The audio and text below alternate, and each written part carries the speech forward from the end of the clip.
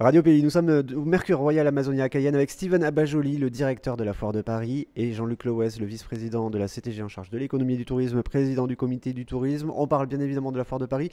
Steven Abajoli, vous êtes venu passer 4 jours en Guyane. Que retenir justement de cette visite? Vous teniez à venir en Guyane par rapport justement à la Foire de Paris, à l'exposition qui va aller crescendo l'an prochain à Paris. Tout à fait. 4 jours de découverte de cette terre française d'Amazonie, 4 jours de rencontres, de riches rencontres. Nous avons pu rencontrer des entrepreneurs, des chefs d'entreprise comme Yana Wassai ou comme Délices de Guyane. Nous avons pu aussi découvrir les richesses de la Guyane, le centre spatial, mais aussi Sinamari avec le parc régional de Guyane. Nous avons pu, grâce à l'organisation magistrale du comité du tourisme, voir énormément de choses dans un laps de temps très court. Et je remercie la collectivité territoriale de Guyane qui va faire rayonner une année de plus les richesses de la Guyane sur la prochaine foire de Paris. Qu'est-ce que vous avez appris là, lors de ce séjour qui va vous servir pour la prochaine foire de Paris, et qu'est-ce que vous avez décidé peut-être de mettre en avant par rapport à justement à ce que vous avez découvert?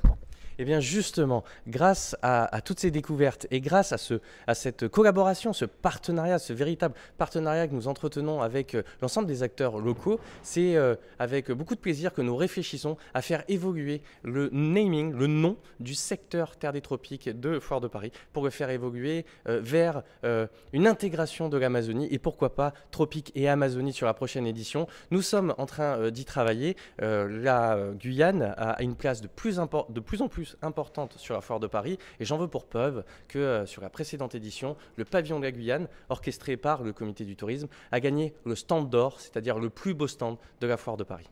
Vous avez fait la Guadeloupe et la Martinique de façon express un petit peu avant donc, de venir en Guyane. Finalement, vous avez vu la différence entre ces territoires et je vais vous poser une question peut-être difficile à répondre, laquelle vous préférez?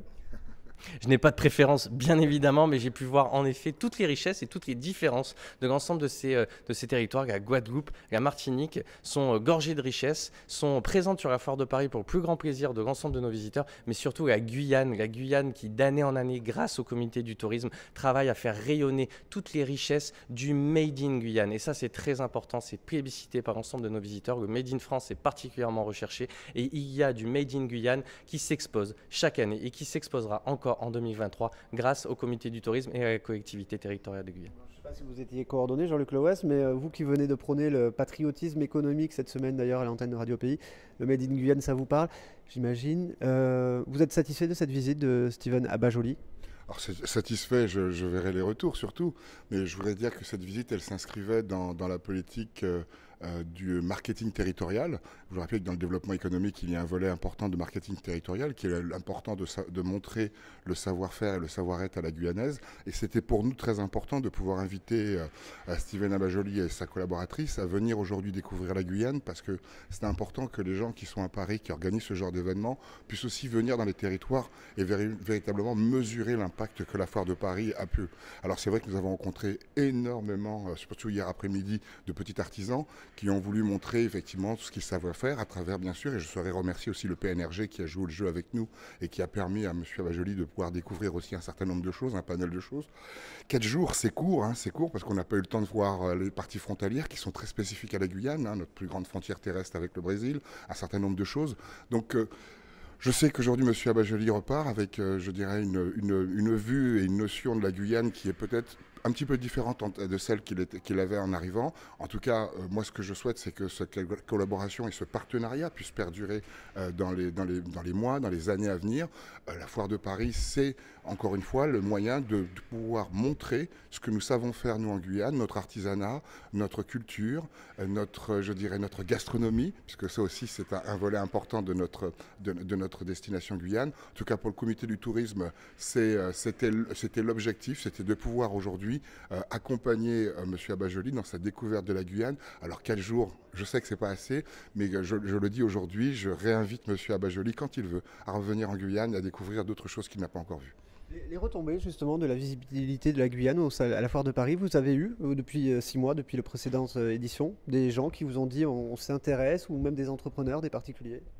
voulez dire, du côté des visiteurs de la Foire de Paris, c'est attendu, c'est un rendez-vous qui est attendu. Vous savez, la Guyane s'inscrit dans le temps long, comme le disait Monsieur le Président l'Ouest. La collaboration, la relation, le partenariat que la Guyane entretient avec la Foire de Paris devient un véritable rendez-vous pour les visiteurs. Et je tiens à préciser aussi pour les entrepreneurs, pour les chefs d'entreprise de l'Hexagone. Il y a énormément de débouchés professionnels qui se font sur la Foire de Paris. La brique de Guyane en est un très bel exemple qui aujourd'hui est une véritable réussite et distribuée dans le réseau Laura Merlin. On a énormément d'entreprises guyanaises qui rencontrent des réseaux d'épicerie fine ou des distributeurs et qui leur permettent de trouver de nouvelles débouchés. Et surtout, la Foire de Paris, ça permet de rencontrer le consommateur final, de pouvoir lui vendre ses produits, mais surtout de pouvoir tester, de pouvoir essayer, de pouvoir proposer des innovations et de capturer le retour des visiteurs directement pour faire évoluer son business model et utiliser la Foire de Paris comme un véritable tremplin au profit du développement de